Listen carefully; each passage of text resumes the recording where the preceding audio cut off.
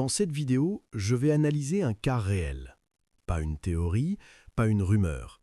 Des données concrètes issues de YouTube Studio. Depuis plusieurs semaines, cette chaîne subit une baisse importante de visibilité. Moins de vues, moins d'impressions, moins de croissance. Et pourtant, le contenu n'a pas radicalement changé. La régularité est là, les vidéos existent, certaines ont même très bien fonctionné. L'objectif de cette vidéo n'est pas de désigner un coupable, ni YouTube, ni l'algorithme, ni le créateur. L'objectif, c'est de comprendre. Comprendre ce que montrent réellement les statistiques. Comprendre pourquoi une chaîne peut perdre sa portée du jour au lendemain. Et surtout, comprendre quoi faire dans ce type de situation. Je vais donc vous montrer plusieurs écrans issus de YouTube Studio. Des statistiques sur 7 jours, 28 jours et 90 jours, puis des exemples de vidéos qui ont très bien marché avant de chuter en même temps. Si vous êtes créateur et que vous avez l'impression que YouTube ne recommande plus vos vidéos, cette analyse va probablement vous parler. Sur cet écran, on ne parle plus de la chaîne dans son ensemble, mais d'une seule vidéo. Et pas n'importe laquelle.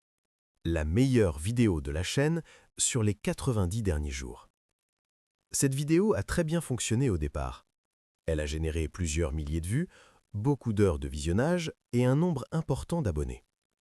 Pendant un temps, YouTube l'a clairement poussée. On le voit sur le graphique. Il y a une montée rapide, un pic très net, puis une chute progressive jusqu'à quasiment 0 nouvelles vues quotidiennes. Ce point est essentiel à comprendre. La vidéo n'a pas été supprimée, elle n'a pas été déréférencée, elle existe toujours. Mais YouTube a simplement arrêté de la recommander. Et c'est là que beaucoup de créateurs se trompent. Ils pensent que si une vidéo a bien marché une fois, elle continuera forcément à fonctionner. En réalité, YouTube teste les vidéos par cycle. Quand une vidéo sort, elle est montrée à un premier public. Si les signaux sont bons, elle est élargie à un public plus large, puis encore plus large. Mais à un moment, YouTube atteint une limite. Soit l'audience potentielle est épuisée, soit les signaux baissent légèrement, soit le public devient moins pertinent. À ce moment-là, YouTube réduit la diffusion, puis l'arrête presque complètement. Ce qui est important ici, c'est que cette chute n'est pas liée à une mauvaise performance globale. La vidéo a apporté des abonnés, elle a généré du watch time, elle a prouvé qu'elle pouvait fonctionner. Mais elle ne correspondait plus aux priorités actuelles de l'algorithme, ou elle n'était plus alignée avec le reste de la chaîne. C'est souvent le signe d'un problème plus large. Quand même la meilleure vidéo n'est plus recommandée, cela signifie que YouTube a reclassé la chaîne entière dans une catégorie moins prioritaire. Ce n'est pas une punition, c'est une décision algorithmique basée sur la cohérence, la niche et l'audience. Et c'est exactement pour cela que, dans certains cas, continuer à publier sur la même chaîne ne suffit plus. Il faut repenser la structure, le positionnement, et parfois repartir sur une base plus claire. Sur cet écran, on observe la deuxième meilleure vidéo de la chaîne sur les 90 derniers jours. Les chiffres sont très proches de la précédente. Plusieurs milliers de vues, beaucoup d'heures de visionnage, un nombre important d'abonnés générés. Cette vidéo a donc elle aussi très bien fonctionné. Elle a apporté une vraie valeur à la chaîne. Et pourtant, on observe exactement le même phénomène. Une montée, un pic, puis une baisse progressive jusqu'à presque 0 vue quotidienne. Et surtout, un point fondamental, la chute intervient pratiquement au même moment que pour la meilleure vidéo. C'est un élément clé de l'analyse. Quand plusieurs vidéos différentes chutent en même temps, le problème ne vient pas du contenu individuel. Ce n'est pas une miniature isolée, ce n'est pas un titre raté. Ce n'est pas une vidéo qui aurait mal performé, c'est un signal global envoyé par l'algorithme. YouTube n'analyse pas les vidéos uniquement une par une. Il analyse aussi la cohérence de l'ensemble de la chaîne, le type d'audience attirée, la régularité des signaux et la capacité de la chaîne à satisfaire un public précis. Ici, ces deux vidéos ont été poussées ensemble, testées ensemble, puis arrêtées ensemble. Cela montre que YouTube a pris une décision à l'échelle de la chaîne, pas à l'échelle d'une vidéo.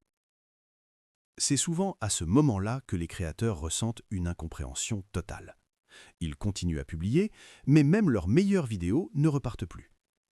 En réalité, l'algorithme ne remet pas en question la qualité, il remet en question la direction.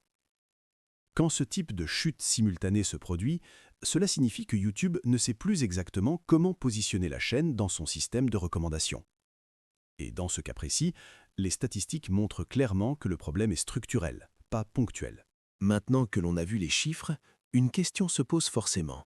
Que faire dans cette situation? La première chose à comprendre, c'est que cette baisse n'est pas une sanction. YouTube ne punit pas les chaînes, il les réévalue. Quand une chaîne devient difficile à catégoriser, l'algorithme réduit simplement son exposition. La première solution, c'est la clarté.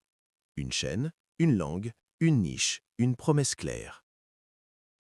Plus YouTube comprend à qui s'adresse une vidéo, plus il peut la recommander efficacement. La deuxième solution, c'est d'arrêter de vouloir forcer l'algorithme. Publier plus ne résout pas le problème.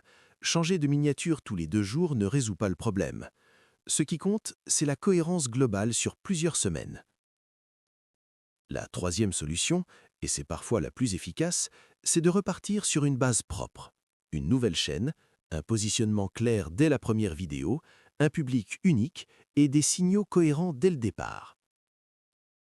Beaucoup de créateurs ont du mal avec cette idée, parce qu'elle donne l'impression de repartir de zéro.